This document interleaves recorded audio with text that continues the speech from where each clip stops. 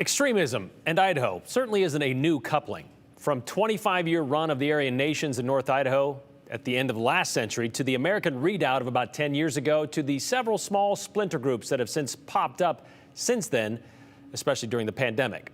There's the Three Percenters, the Liberty Dogs, People's Rights Network. But in the last few years, we've also seen form the counter to those counterculture collections. Groups that have formed to combat extremism in Idaho. Groups like Take Back Idaho, the Idaho 97, Defend and Protect Idaho. Well, there's another group that has announced its arrival, a group of high-profile business and political leaders that have set out to disarm extremism.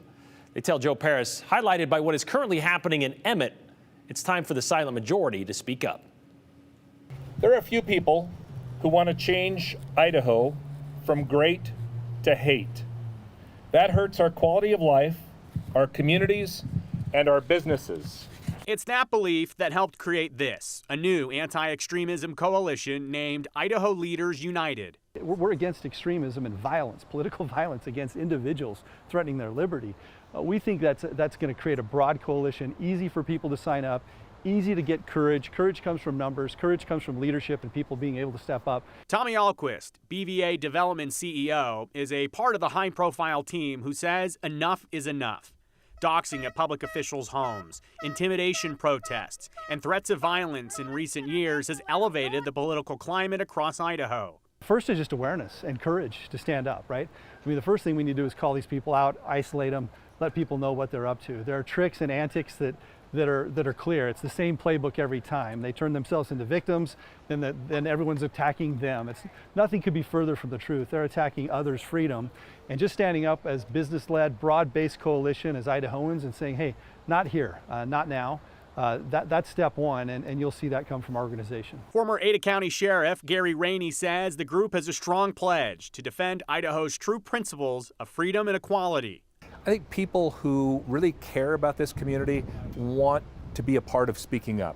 And it's hard to do individually. This gives us the group, the collective ability to send that message out and help support the right things and the right way to live life in Idaho. Life in Idaho is something that this group is very focused on. They worry that the changes, extremism and perceptions of extremism, they worry what those changes will have on Idaho. Just ask Idaho Leaders United member Odette Bolano, St. Alphonsus president and CEO.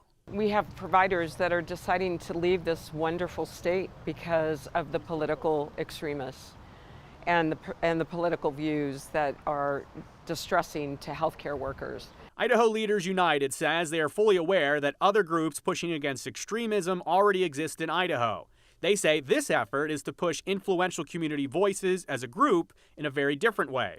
According to the organizers, this isn't about pushing politics. They say it's about allowing politics and life to exist in Idaho without extremism.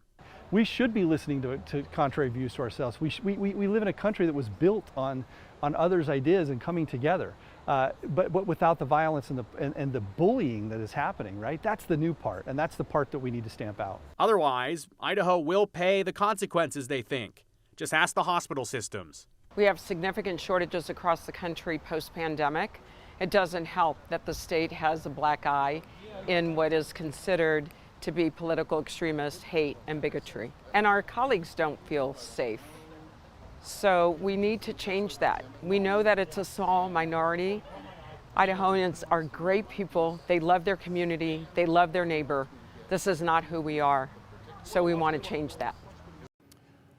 Okay, Joe, so you kind of touched on it, and so did they. They've already been a couple of these groups formed over the last couple of years. Right. How are these guys going to be any different? Well, to be very blunt, and this is a high-profile group that has a lot of resources and they have a lot of connections in the community. And there's no disrespect from this organization to any other groups that are out there right now. They're just equipped and really plugged in a different way than some of the other citizen groups are right now. And Brian, I know that one of the questions right now is what is the actual work going to look like for this group? And it's really going to be dependent on what happens here in Idaho. For example, they're very aware of what's going on with Mr. Bundy out in Emmett, and they say situations like that is where they're going to start keeping an eye out for things like misinformation. And, of course, we cover the legislature here a lot. That was another example that I talked about with leaders with this group. They say, for example, during the legislative session, there's a lot of misinformation that groups will put out, and there's a lot of information that goes unchallenged. Well, this will now be a group that says, hey, claims X, Y, and Z, these may not be true about your local lawmaker, and we're here to make sure that, you know, it's not going to just be silence. We're going to speak up. And this certainly didn't seem like it was political. They had a diverse group, as you mentioned, people, business leaders. Yeah. Alquist and Odette, yeah, all those people involved. So Bipartisan, they just want to have decorum. Yep. All right. Thank you, Joe.